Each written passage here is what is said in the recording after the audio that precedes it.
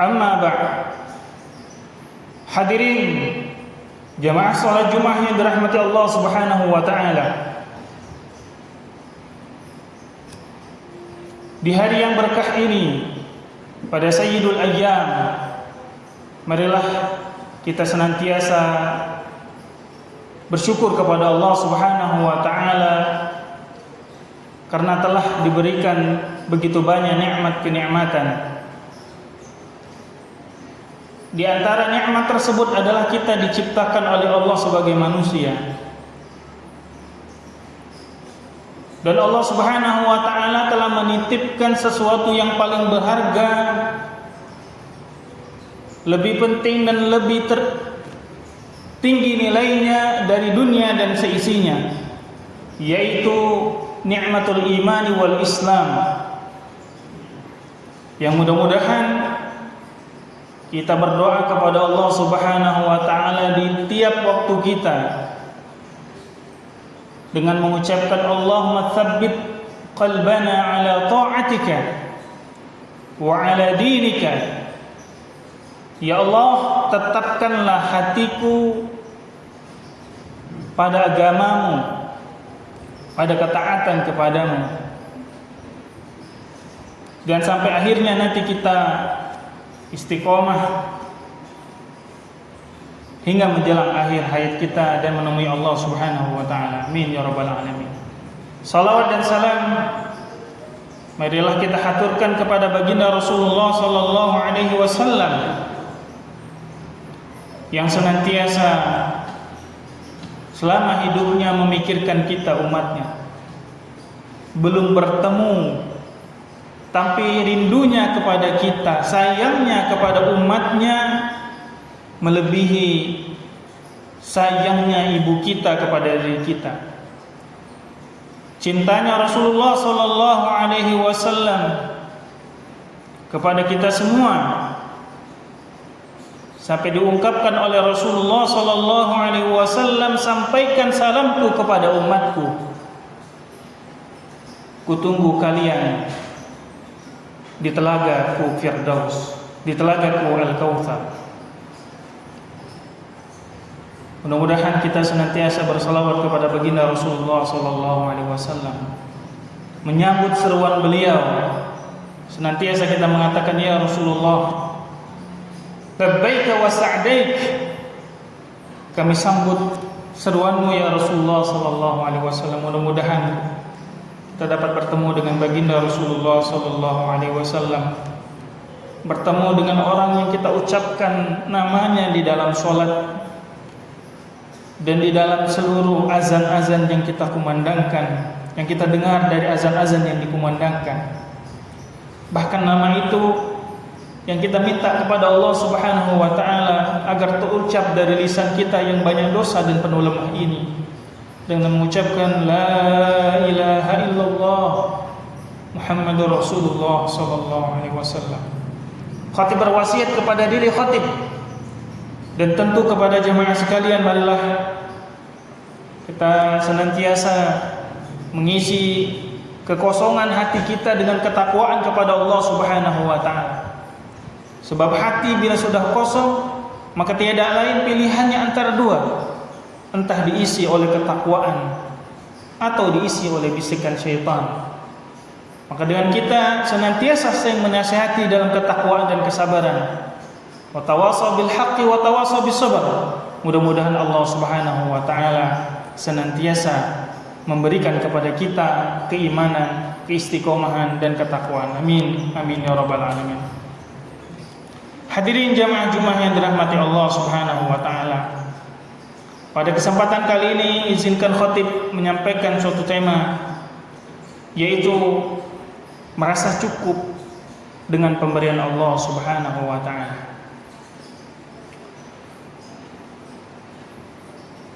Dalam ayat Al-Qur'anul Karim, Allah Subhanahu wa taala menyebutkan tentang hakikat dunia. Innamal hayatud dunya la'ibun wa lahwun. Dalam ayat lain juga mengatakan Innamal hayatud dunya mata'ul ghurur. Yang artinya sesungguhnya dunia yang saat ini kita lihat, yang kita rasakan, yang kita dengar, yang kita ada saat ini padanya adalah merupakan mata'. Kata mata' di dalam bahasa Arab menunjukkan sesuatu yang sedikit dan sejenak. Itulah sebabnya dinamakan mut'ah atau mata', yang artinya dia akan datang dengan sejenak dan dia akan datang dengan hanya sedikit. Sedikit karena dia sedikit dari akhirat yang jauh lebih panjang kehidupannya daripada dunia yang kita sekarang ini ada padanya. Dan sejenak karena kita pada dasarnya hanya sejenak kehidupan kita di dunia ini. Jamaah Jumat yang dirahmati Allah Subhanahu wa taala, hakikat dan fakta yang kedua diungkapkan oleh Al-Qur'an bahwa manusia pada dasarnya, pada umumnya mencintai dunia ini. Bahkan Rasulullah SAW menggambarkan bahwa innamad dunya hulwun hadirah. Sesungguhnya dunia itu menggiurkan dan menghijaukan, artinya membuat orang tergiur untuk mendapatkannya. Dan Allah ungkapkan juga di dalam Al-Qur'anul Karim bahwa wa innahu lihubbil khairi lasyadid. Sesungguhnya manusia itu cinta terhadap dunia, kebaikan ataupun harta benda, lasyadid, sangat berlebih-lebihan. Apa tujuan dari Allah Subhanahu wa taala mengungkapkan ayat-ayat ini, dan Rasulullah SAW mengingatkan begitu banyak hadis-hadisnya? Hal itu semua agar kita menyadari bahwa karena begitu sedikitnya yang Allah berikan kepada kita dari yang nanti akan diberikan Allah kepada kita semua, maka yang sedikit inilah yang patut kita syukuri. Sebab jika seorang manusia tidak bersyukur kepada yang sedikit, lalu bagaimana mungkin dia dapat bersyukur kepada sesuatu yang banyak? Jamaah Jumat yang dirahmati Allah Subhanahu wa taala. Oleh itu sebabnya manusia pada dasarnya tidak ingin atau tidak mau bersyukur kepada Allah Subhanahu wa taala atas seluruh nikmat-nikmat yang Allah berikan. Andai Allah ingin, jamaah Jumat yang dirahmati Allah Subhanahu wa taala, mungkin kita tidak berada di sini. Kita berada di tempat yang lain, dalam keadaan yang belum tentu bertaat atau beriman kepada Allah Subhanahu wa taala. Kalau Allah ingin, kita mungkin tidak diciptakan sebagai manusia, melainkan diciptakan mungkin sebagai hewan ataupun binatang ataupun benda-benda yang ada, benda-benda mati. Tapi kita diciptakan manusia agar kita memahami bahwa kita diciptakan bukan untuk sesuatu kesia-siaan belaka. Jamaah Jumat yang dirahmati Allah Subhanahu wa taala. Lalu apa yang dapat kita lakukan sebagai seorang mukmin, sebagai seorang muslim, agar kita dapat merasa cukup dengan apa yang diberikan kepada Allah Subhanahu wa taala? Karena yang tadi disebutkan bahwa manusia selalu kurang dan kurang dan kurang. Lau kana li bani Adam wadiyan min dhahabin la yatamathaniyan wa salisan, atau fi maqalan Nabi sallallahu alaihi wasallam, ada kata seorang anak Adam memiliki sebuah lembah yang isinya semuanya emas, harta dan berlian, maka niscaya dia akan menginginkan yang kedua. Kalau dia punya dua, dia akan menginginkan lagi yang ketiga dan seterusnya, hatta sampailah, kata Nabi SAW, yamla'u jawfahu bitturab, tanah mengisi kerongkongannya sampai kerongkongannya diisi dengan tanah. Artinya sadarnya manusia ketika saat-saat itu telah tiba. Apakah kita akan menjadi orang-orang yang baru sadar akan menjelang kehidupan akhirnya atau menjelang sakaratul mautnya? Ataukah kita termasuk orang-orang yang sadar, fayatubullahu ala man yatub, dan Allah akan mengampuni atau menerima taubat orang-orang yang bertaubat kepadanya. Jamaah Jumat yang dirahmati Allah, yang pertama yang dapat kita lakukan mengingat hadis Rasulullah sallallahu alaihi wasallam, kun fid dunya gharib au ka'abir sabil, yang artinya jadilah engkau wahai manusia bagaikan gharib, orang yang berpetualang. Dalam bahasa lain kita adalah orang-orang yang sedang melakukan perjalanan yang jauh, au ka'abiris sabilin, atau bagaikan orang yang melewati suatu jalan. Maka apa yang dapat kita pahami dari sabda Rasulullah SAW, bahwa jadilah orang-orang yang senantiasa merasa bahwa kehidupan ini adalah bagian kecil dari perjalanan panjang.